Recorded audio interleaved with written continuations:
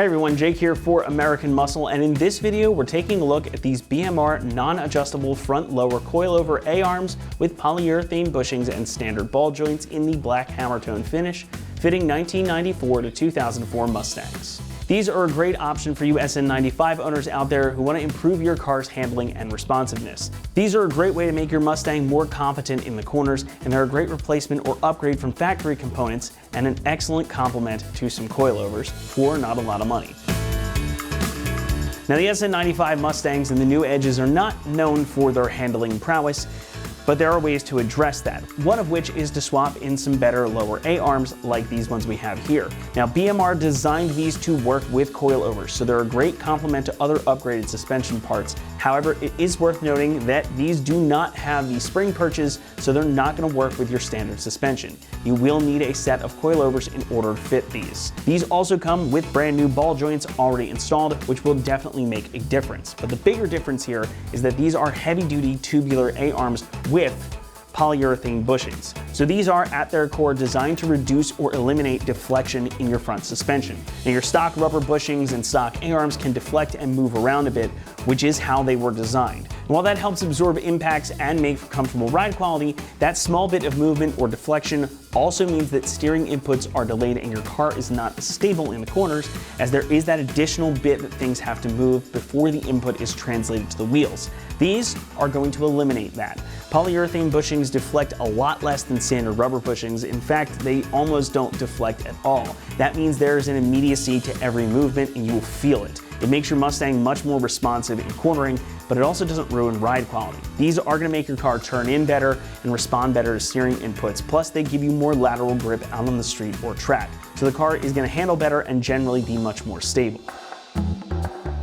The arms themselves are made from 1.5 inch and 1.25 inch diameter tubing with 0.095 inch wall thickness. So what that means is that these are already super strong to start with. They also come finished in black hammer tone, as you can see, which is a pretty cool finish, and it adds some additional protection against corrosion. Now, these are also available in red if you prefer that colorway. The bushings here are made from 95 durometer polyurethane that is internally fluted. That internal fluting allows grease to move more evenly and coat the inner sleeve and thrust area, which reduces noise and can help extend the life of the bushing. Now, re-greasing is accomplished through the included Zerk fittings right here at the bottom of the arms. And of course, you get all new ball joints pressed in and ready to go as well. Comes with a new washer, castle nut, cotter pin, and those ball joints are also greasable thanks to the included Zerk fittings. So that should help extend the life of these things and make for a much better handling setup than what you've got on your car right now. Pricing comes in at about $300 for the pair, which makes these a pretty darn good value, especially considering the handling improvement they can make. Now, I'm a big fan of anything that you can do that doesn't cost that much money and can make a difference in the way that your car handles, and that is especially true with a setup like these. Polyurethane bushings don't always come cheap, and something like this, often you'd have to spend a lot more money to get it. These are one of the most affordable options in the category, and they can make a huge improvement in the way your car handles and turns in. So if you're doing track days, or you're going autocrossing, or even if you're just carving up mountain roads and you want to turn your Mustang into something that can actually corner really, really well, these are a great way to help make that happen, and you don't have to spend a ton of money to get it done either. Thankfully, you won't have to spend a ton of time on these either. We're going to give our installation here a 2 out of 3 on the difficulty meter, and the job should take you around 4 hours to complete. Now, these are a bolt-on part, so you don't need to modify anything else or cut anything in order to get them fitted. However, do keep in mind that you can only put these on if you've already swapped to a coilover suspension. But this is definitely a job that you can accomplish at home. With that, we're going to hand things over to one of our AM customers who will walk you through the process. Here's what you'll need for the job: a jack and jack stands, a ratchet, a 15, 18, 21, and 24 millimeter wrench or socket, pry bars, a ball joint puller tool, I got pliers, and a hammer. Today we're going to be installing BMR Suspension's front control arms for 94 to 04 Mustangs. Included in the kit is a pair of tubular control arms with polyurethane bushings, as well as a set of cotter pins and extra grease fittings. Now that the wheel is off and set aside, we can go ahead and jack up the jack under the control arm to help support it. Next, we're going to go ahead and remove the sway bar link. If you're keeping your old sway bar link, you can go ahead and remove it from the bottom. But I'm going to be replacing mine, so I'm just going to take it off from the top.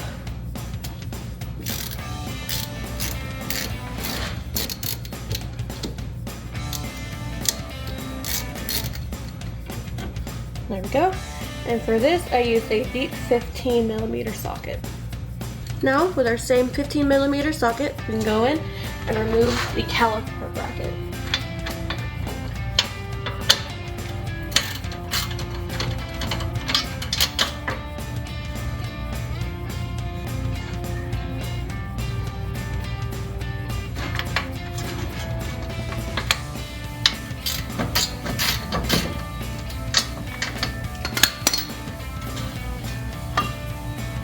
Now that this is out, you can go ahead and grab a clip. I have this little hoop here. I'm just going to hang it back here somewhere on this nut where it's not going to fall. That way we're not putting pressure on the brake line. Now we can go ahead and remove the motor and set that aside.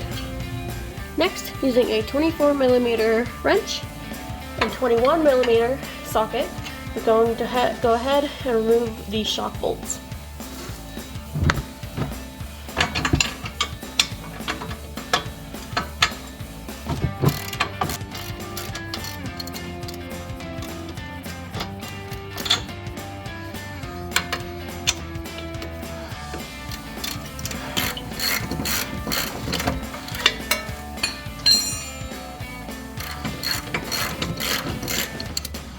Now that this is about to come loose, this is going to drop, and that's why we have the jack helping to support it.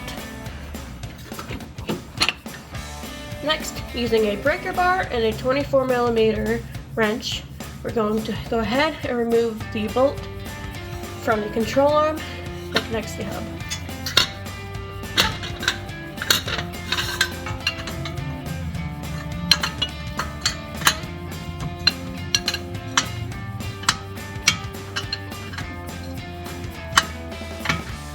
Now that we got the bolt mostly loose, we're going to use a ball joint tool and go ahead and press it the rest of the way out.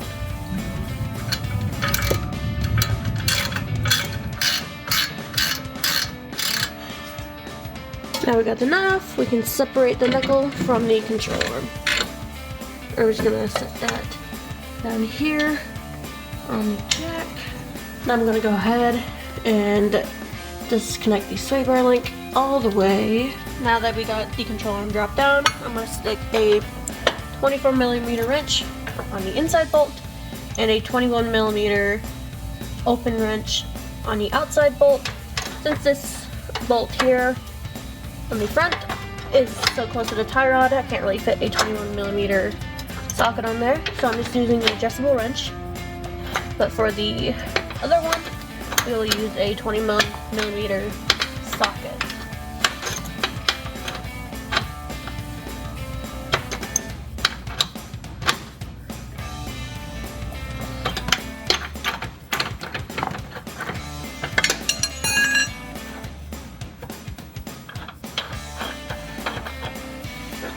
Awesome. One bolt down, one more to go. And in this case, we will actually use the ratchet. Now I'm just going to wedge the wrench on here.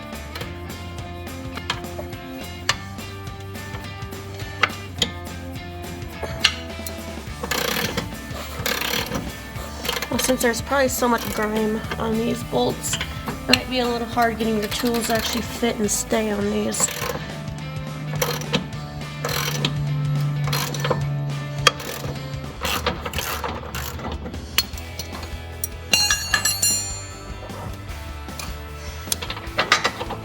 There we are. Now since we are having a clearance issue with this backside bolt, it is hitting one of the bolts on the K-bumper here. So I'm gonna go and use a 15mm and undo that. There's two bolts under here, so just undoing one should be fine. And it's gonna be this outside facing one.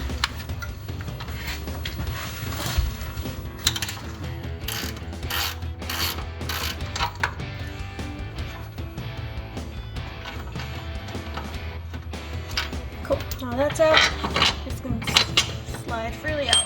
So since we have another clearance issue with the front-facing bolt on the control arm, we're going to go ahead and remove the 15mm and 18mm bolts on the steering rack, as well as the 13mm on the steering shaft, in order to move the rack forward so we can slide that bolt the rest of the way out. I'm going to start first on this 18mm here.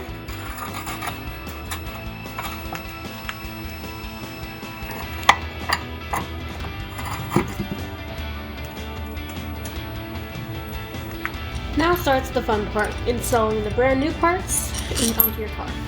Now we're going to wiggle the new control arm back into its mounting place here. There we go.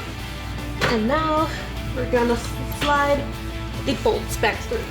And remember to put these back in the way they came out. In this case, with the bolt head facing outwards.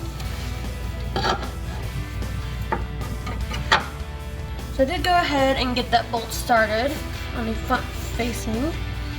Before we get that in there, we're gonna put a lot of grease on the bolt that's gonna go in through that polyurethane bushing. And I'm using full synthetic. You wanna use the tacky kind for polyurethane.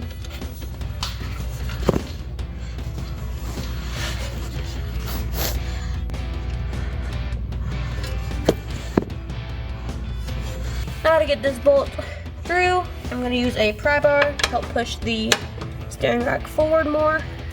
It gives us a bit more room. And then I'm going to use another pry bar to help kind of push this in. After a bit of hammering and prying, I was able to get this past the tag of the boot. And now it is almost through. She's through. Now we're going to start on the other bolt and get some grease and slather it on.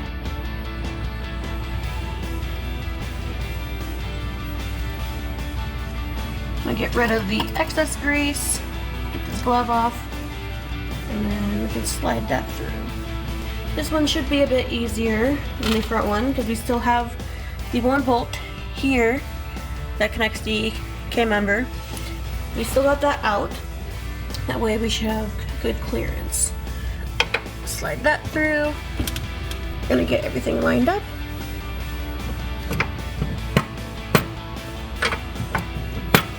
I'm gonna wiggle it. You can feel it start going. There we are. And we are through. Now we're gonna go ahead and get our nuts threaded back on by hand.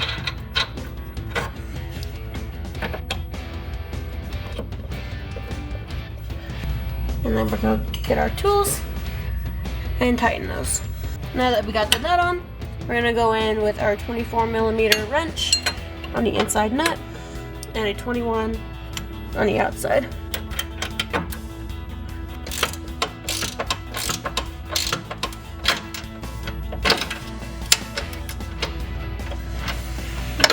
We got that tight. I'm gonna go ahead and do the same on the other side.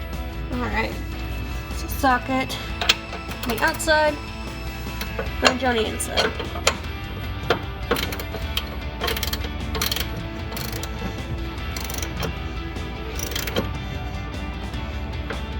Alright, so I don't want to tighten it all the way quite yet. Now that we got the control arm on there, with the bolts not completely tightened, we're going to bring up our control arm and get the sway bar link connected. So we got the bushings with the ridges facing up towards the sway bar. We're going to put this extra bushing with the ridge facing downwards into the sway bar. This washer with the ridge facing down, and the nut. If you put the bushings on backwards with the ridges facing upwards or outwards, you're not going to have enough room to get this nut on there, so make sure you have your bushings facing the correct way. For example, this is the correct way. As you can see, We got the ridges of the bushing facing inwards where it's going to pinch either the sway bar or the control arm. This one is wrong because the flat ends are touching and it creates more space between the washers. Now that we've got everything in place, we're going to go ahead and torque everything down.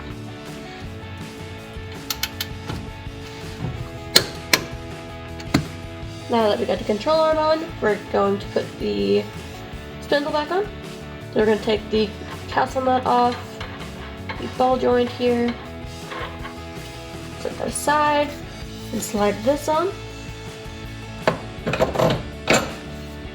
Make sure it's on there secure. And then we can slide the spacer on and reinstall the castle nut.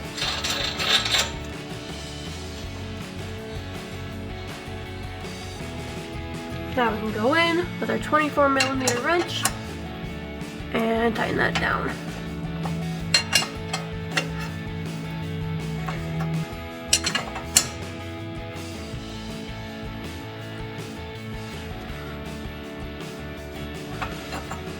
Now we can go ahead and slide our cotter pin through the one side, through to the other, using some pliers.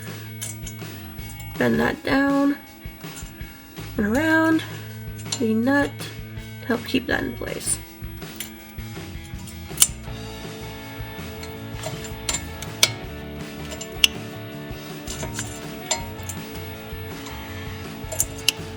Now I've got this supported with a jack and we're going to get it reconnected to the coilover. So slide that in place, get your holes lined up, that way we can slide our bolt through. There's one, and now our lower one. There we are. And we'll get our nuts threaded on back here. Get those hand tight to start.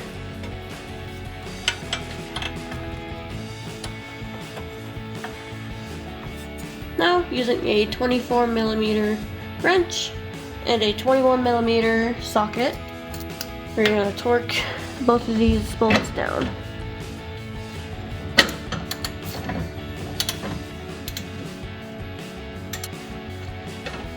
One, and now the other.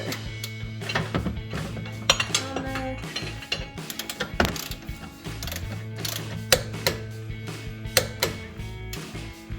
Now using a 15mm on either side, we're going to torque this down as well.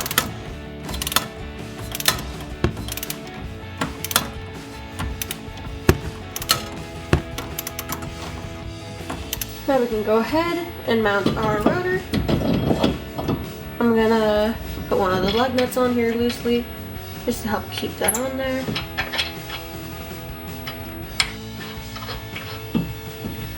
Now we can go ahead and grab our caliper, slide that on. Using a 15mm, we're gonna torque down the caliper bracket bolts.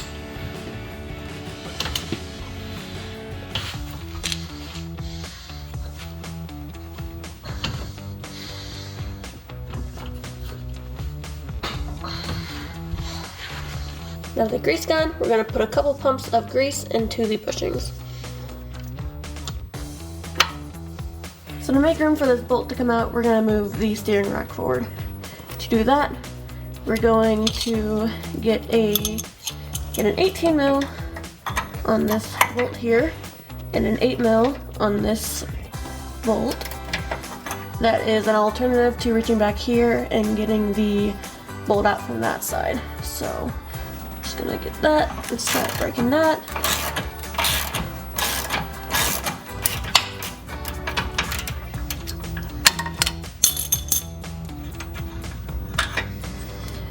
That's off. We should be able to pull the steering rack forward and make room for that bolt to slide out. Now that we got the bolt on either side of the steering rack out, I'm going to use a pry bar and help push that forward. Once you got that pried out far enough, we should be able to slide out the bolt and drop the control arm. That's going to wrap it up here for our review and install of the BMR non-adjustable front lower coilover A-arms with polyurethane bushings and standard ball joints in the black hammer-tone finish, fitting 1994 to 2004 Mustangs. Thanks so much for watching, and as always, for all things Mustang, be sure to keep it right here at AmericanMuscle.com.